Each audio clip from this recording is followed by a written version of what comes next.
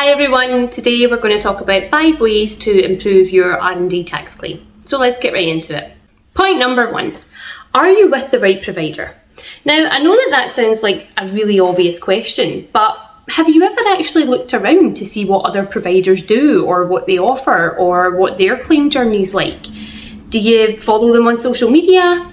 Have you ever attended another webinar? Because here's the thing. Sometimes even the best of us can become complacent, and that's no different with R&D providers. So a really easy way to make sure that you're with a good, reputable provider is to make sure that you feel challenged each and every year you make a claim. And what I mean by that is you shouldn't just be writing a list of your projects every year for your partner to look at. Your specialist should be getting you to think about things like industry changes, government changes, legislation impacts, gaps in your market, because they should be doing this to maximise your claim.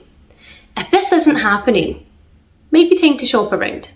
Now this brings me nicely on to failed projects. These tend to get forgotten about because they done exactly that, they failed, but not in HMRC's eyes. Think about it, there had to be a reason why the project failed. You didn't just spend all your time and money on it for fun. From an R&D perspective, you were trying to improve something or enhance something in your industry, okay? You were trying to push boundaries in your field. And for some reason or another, either the science or the technology was lacking somehow. It was probably limited. And that's a really interesting point to talk about in your claims. Point number 3, grant funding.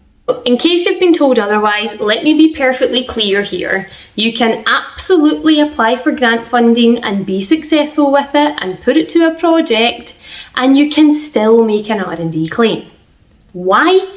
Because most likely you're not going to be able to fund the entire project with your funding win, okay? You are probably going to have to take a portion of your profit or a portion of company investment, typically 30%, and put that into the project as well.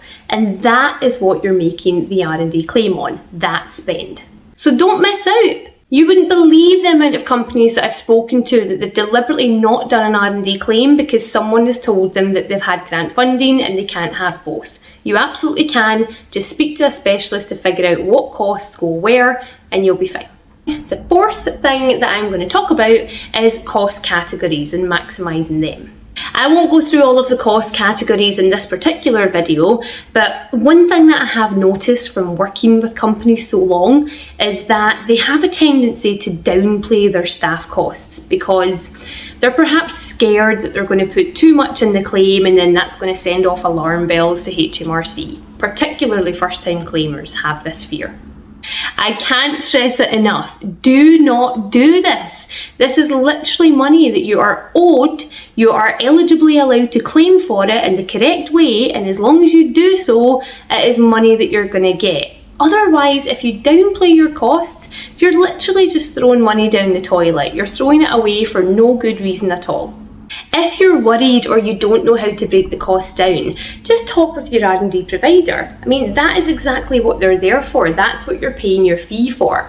And if it's a reputable company that you've been with or you've went with, then really they should have tools and techniques to sort of help you understand how to break down. The final thing I'll mention about staff costs is indirect costs. So these are people who are on your payroll or you've worked with that weren't heavily involved in the development side or the research side of the project, but they were more indirectly involved. So people like your finance director who done all the invoices and wages, etc.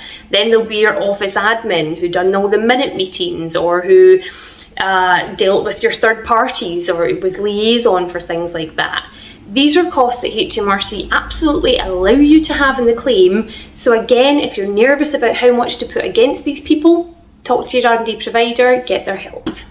I'll finish with point 5, which is exploring the potential to make a capital allowances claim alongside your R&D one. Now this is for owners of commercial property and it's referring to all of the embedded plant and machinery within your building. So basically if you tipped your building upside down and shook it, all the stuff that falls out is typically things your accountant would claim for. All the things that wouldn't fall out, your plumbing works, your heating, your boiler system, etc. That's all stuff that a specialist would claim on.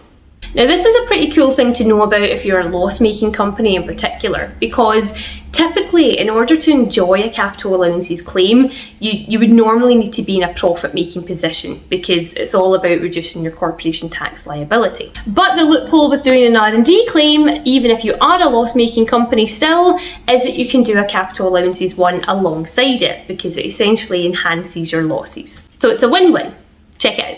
So there you go, 5 ways that you can maximise your R&D tax claim. I will be looking for more suggestions on these videos, so if you've got any cool stories or interesting tidbits that you've used to improve your claim, please put them in the comment below and I'll get back in touch as soon as possible. And of course, don't forget to check out the rest of the channel or the website innovationinsights.uk for more helpful tips. Cheers!